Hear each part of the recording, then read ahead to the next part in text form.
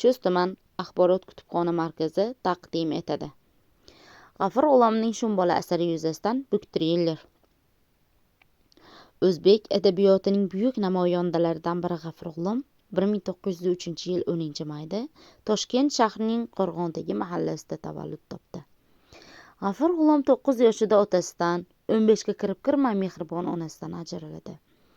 Ukalari va singillari bilan chin yetim qoladi. Butun dunyoda urushning sovuq nafas kezib yurgan, yurtimizda iqtisodiy va ma'naviy tanazzul ayni chuqurlashgan yillarda ota-onasiz qolgan bolalarning hayoti juda og'ir kechishini tasavvur qilsangiz kerak.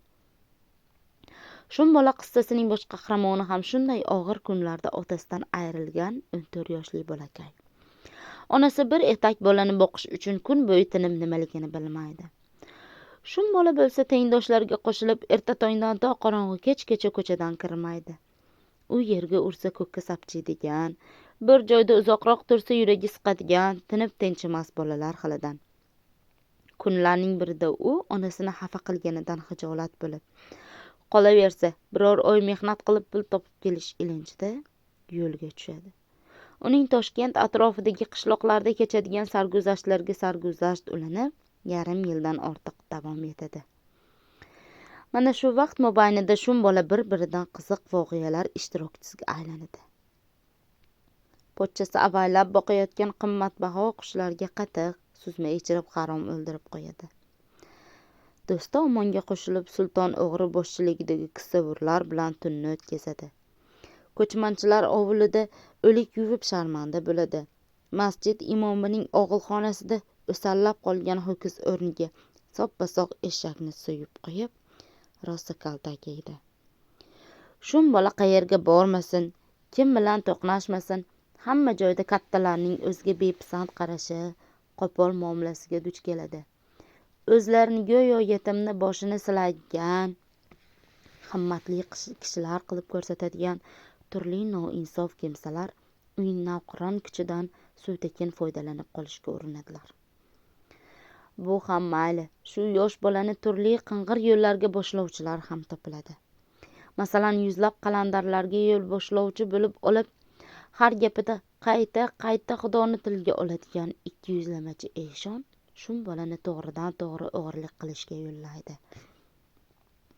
Eshonning Shumbolaga aytgan gaplari uning naqadar tuban kimsa ekanligidan dalolatdir. Oyoq qo'ling chaqqongina epchilik etsan, sen ham qarab turmasdan boshqacharoq yo'l bilan bo'lsa ham tirikchilikning payida bo'lsang edi o'g'lim. Axir kissa, garmon degan gaplar ham bo'ladi. Naqdini pul ham yengil, ham qimmat, ham yashirishga oson bo'ladi. Naqdini bo'lsin bolam, naqdini bo'lsin. Shaharning bir chekkasidagi uyni nashavand bangilar yig'iladigan takyaxonaga aylantirgan Hoji bobo ham o'zicha xudojo'ylikda boyaga Eshondan qolishmaydi. Biroq uning qilayotgan ishlari Xudoning aytganlariga mutlaqo teskariligi bilan o'quvchilarni hayratga soladi. Biroq shunisi muhimki, G'afur G'ulom mana shu nursiz, qabohat va jaholatga to'la muhitni yosh bola nigohi orqali rang-barang mazmunga to'la holda tasvirlaydi.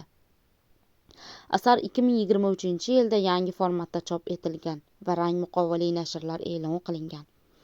Manbalarga ko'ra ushbu qissa rus, ingliz, nemis va boshqa ko'plab tillarga tarjima qilingan. Qissani o'qir ekansiz, undagi hodisalarning qiziqligi, qahramonlar xarakteridagi yorqin jihatlar sizni butunlay rom qilib oladi.